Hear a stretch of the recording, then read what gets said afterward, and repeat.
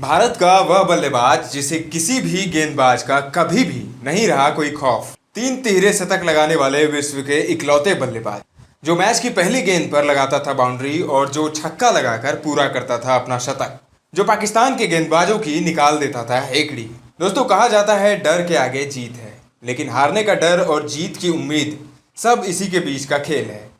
खिलाड़ी यही गलती कर देता है, लेकिन कुछ ऐसे भी खिलाड़ी हुए जिन्होंने जीत और हार से ऊपर उठकर प्रदर्शन किया और बेबाकी से अपने खेल को खेला। आप देख रहे हैं चक दे क्रिकेट की खास पेशकश चक दे क्लिक्स। और चक दे क्लिक्स में आज बात एक ऐसे खिलाड़ी की जिसने हमेशा के लिए क्रिकेट को बदल दिया। आज बात भारत के उस खिलाड़ी की जो मुल्तान का सुल्तान कहलाया, जिसने अपने खेलने के तरीके को कभी नहीं बदला। आज की कहानी भारत के बेबाक खिलाड़ी वीरेंद्र सहवाग की। दोस्तों, बात है साल 1993 की, जब दिल्ली के मैदान में यूपी और दिल्ली के बीच इंटर स्टेट स्कूल चैंपियनशिप का एक मैच खेला जा रहा था। यूपी की मजबूत गेंदबाजी के सामने दिल्ली की टीम तब बेबस और लाचार नजर आ रही थी। लेकिन तब एक 15 साल का लड़का आता है और यूपी के सर्वश्रेष्ठ गेंदबाज को छक्का लगा देता है। इसके बाद वो गेंदबाज अपने रनअप पर जा ही नहीं रहा था। वो कहता है कि इसने मेरे सबसे अच्छे गेंद को मैदान के बाहर कर दिया, मैं अब गेंदबाजी नहीं करूंगा। वो 15 साल का बच्चा ही आगे चलकर मुल्तान का सुल्तान कहलाया। 20 अक्टूबर 1978 को नजफगढ़ में कृष्ण सहवाग और कृष्णा सहवाग के घर एक बच्चे का जन्म हुआ, जिसका नाम रखा गया वीरेंद्र सहवाग। बचपन से ही जिस पर क्रिकेट का जुनून सवार था, सहवाग का दाखिला हुआ अरोड़ा विद्या स्कूल में। स्कूल के बाद सहवाग सीधे ग्राउंड की तरफ भागते थे। क्रिकेट की वजह से एक बार सहवाग का दांत भी टूट गया, जिसके बाद घर वालों ने सहवाग का क्रिकेट पूरी तरीके से बंद करवा दिया। लेकिन तब मां कृष्णा सहवाग और वीरेंद्र सहवाग की जिद पर पिता ने क्रिकेट खेलने की इजाज़त दे दी, लेकिन साथ ही यह भी कह दिया कि क्रिकेट में फेल हुए तो बिजनेस संभालना या कोई नौकरी करना।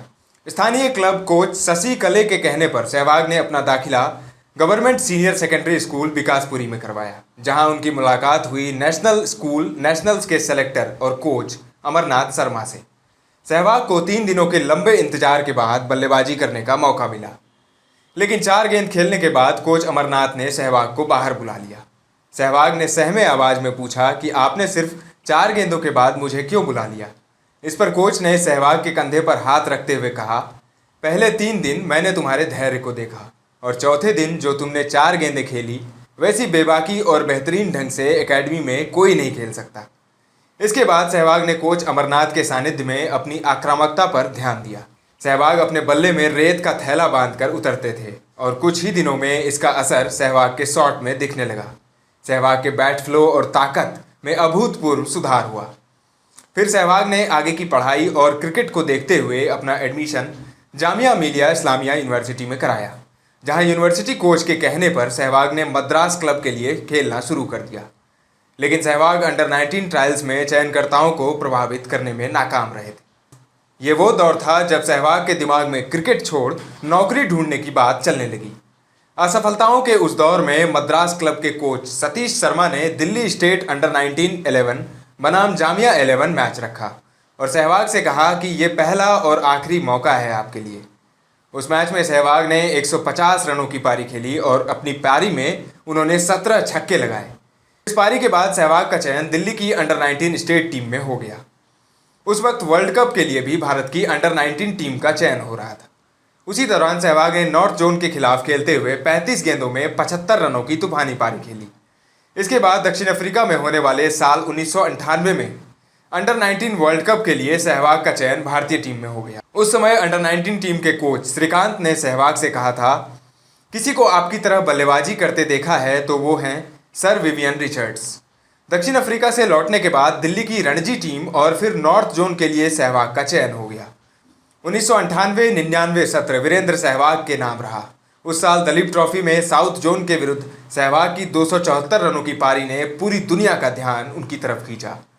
इसी दौरान सहवाग ने रणजी ट्रॉफी में पंजाब के विरुद्ध 175 गेंदों में 187 रनों की तूफानी पारी खेली। इस शानदार प्रदर्शन के बाद सहवाग का चयन भारतीय टीम में हो गया। फिर वो दिन भी आया जिसका सपना लिए नजफगढ़ से सफ़र शुरू हुआ था। 1 फरवरी 1999 को पाकिस्तान के खिलाफ वीरेंद्र सहवाग ने अपना वनडे डेब्यू किया, लेकिन अपने पहले मैच में वो सिर्फ 1 रन बनाकर शोएब अख्तर की गेंद पर आउट हो गए। सहवाग को टीम से ड्रॉप कर दिया गया, लेकिन उन्होंने घरेलू क्रिकेट में शानदार प्रदर्शन जारी रखा। 2000-2001 रणजी सत्र में सहवाग 2 शतकों के साथ रणजी ट्रॉफी में रन बनाने की श्रेणी में 7वें नंबर पर रहे। सहवाग का निरंतर अच्छा प्रदर्शन उनको वापस भारतीय टीम में लाया। 25 मार्च 2001 को अपने चौथे वनडे मैच में सहवाग ने ऑस्ट्रेलिया के खिलाफ 54 गेंदों में 58 रनों की पारी खेलकर अपने चयन के फैसले को सही साबित किया। फिर अपने 15वें इंटरनेशनल वनडे मैच में सहवाग ने न्यूजीलैंड के खिलाफ 70 गेंदों में 100 रनों की आतिशी पारी खेलकर सबको अपना मुरीद बना दिया।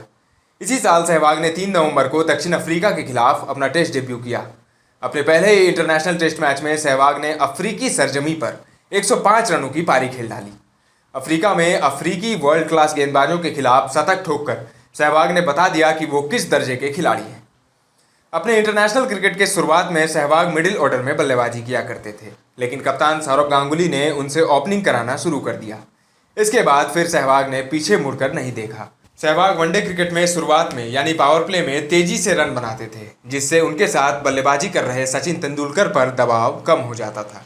2003 वर्ल्ड कप में सहवाग ने 27 की औसत से 299 रन बनाए, लेकिन सहवाग के लिए सबसे खास रहा साल 2004, जब उन्हें मुल्तान का सुल्तान नाम मिला। पाकिस्तान दौरा शायद कोई भारतीय तो भूल ही नहीं सकता, और साथ ही कोई पाकिस्तानी भी उसे भूल नहीं पाएगा। सहवाग तब 295 रन पर थे। तब सचिन ने उनसे कहा कि अब आराम से अपना 13 शतक लगाना, अगर बड़ी हिट लगाया तो सर के पीछे लगाऊंगा। लेकिन सहवाग ने शकलेन मुश्ताक की अगली ही गेंद पर छक्का लगाकर अपना 13 शतक पूरा कर लिया। 70 साल के भारतीय क्रिकेट इतिहास में 13 शतक लगाने वाले सहवाग पहले बल्लेबाज बने।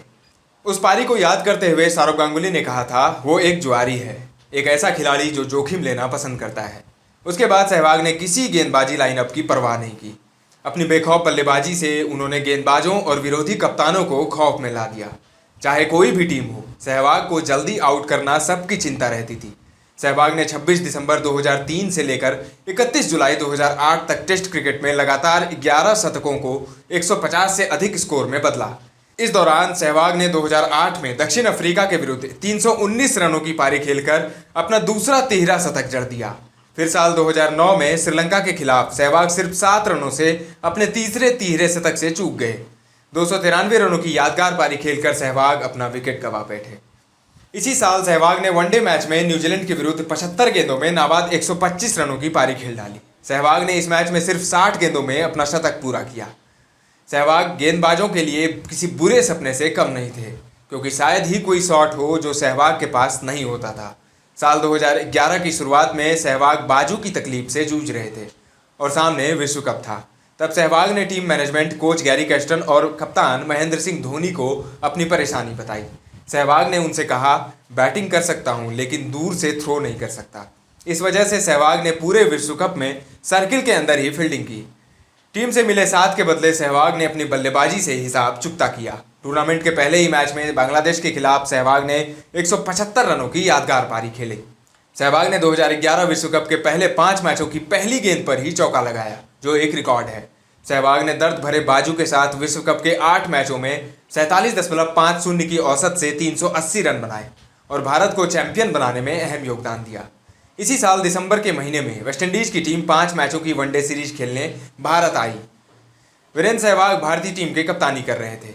सीरीज के चौथे मैच में सहवाग ने मात्र 149 गेंदों में 219 रन बना दिए।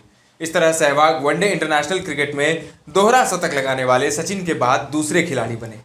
वीरेंद्र सहवाग के इंटरनेशनल करियर की असामयिक अंत की वजह उनकी खराब फॉर्म थी या भारतीय क्रिकेट की सियासत, कहना कठिन है। लेकिन हर भारतीय क्रिकेट प्रेमी के मन में इस बात की टीस जरूर है कि सहवाग को यादगार विदाई नहीं मिली। साल 2013 में ऑस्ट्रेलिया के विरुद्ध टेस्ट सहवाग का आखिरी टेस्ट था। इसके 2 साल बाद यानी साल 2015 में 20 अक्टूबर को वीरेंद्र सहवाग ने क्रिकेट के सभी प्रारूपों से संन्यास की घोषणा कर दी थी। सहवाग ने 104 टेस्ट मैचों की 180 पारियों में 49.34 की औसत से 8,586 रन बनाए। इस दौरान उन्होंने 32 अर्धशतक और 23 शतक लगाए। यही नहीं, सहवाग के नाम टेस्ट क्रिकेट में 6 दोहरे शतक और 3 तिहरे शतक भी दर्ज हैं। वीरेंद्र सहवाग ने 251 वनडे मैचों में 35.05 की औसत से 8,273 रन बनाए। सहवाग ने वनडे में 38 अर्धशतक और 15 शतक बनाए। सहवाग ने 19 टी20 इंटरनेशनल की 18 पारियों में 145.38 की स्ट्राइक रेट से 394 रन भी बनाए। वीरेंद्र सहवाग के नाम 136 इंटरनेशनल विकेट भी दर्ज हैं। 2008 से 2015 तक सहवाग आईपीएल में किंग्स 11 पंजाब और दिल्ली डेयरडेविल्स के लिए खेली। 104 आईपीएल मैचों में सहवाग ने 155.4 की स्ट्राइक रेट से 2728 रन बनाए। आईपीएल में सहवाग ने सबसे तेज 604 गेंदों में 1000 और 1211 गेंदों में 2000 रन पूरे किए हैं। वीरेंद्र सहवाग ने 2004 में अपनी बचपन की दोस्त आरती अहलौत से तत्कालीन union law minister Arun Jaitley के घर शादी की थी।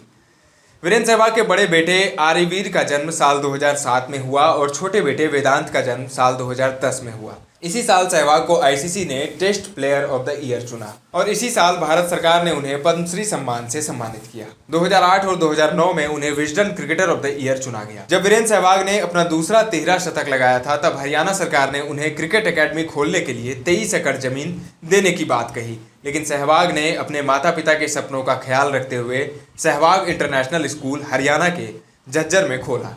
मौजूदा समय में सहवाग क्रिकेट कमेंट्री के साथ साथ ministry of youth affairs and sports, government of India के द्वारा चलाए जाने वाली anti doping appeal panel of national doping agency के सदस्य के तौर पर अपनी सेवा दे रहे हैं। चकदे क्रिकेट की पूरी टीम वीरेंद्र सहवाग के उज्जवल भविष्य की कामना करती है। आपको क्या लगता है दोस्तों, क्या सहवाग शानदार विदाई के हकदार थे या नहीं? कमेंट में हमें बताएं। उम्मीद है आपको आज की स्टोरी अच्छी लगी होगी। क्रिकेट से जुड़ी ऐसे ही इंटरेस्टिंग वीडियोस के लिए फॉलो करिए हमारा पेज चकदे क्रिकेट। धन्यवाद।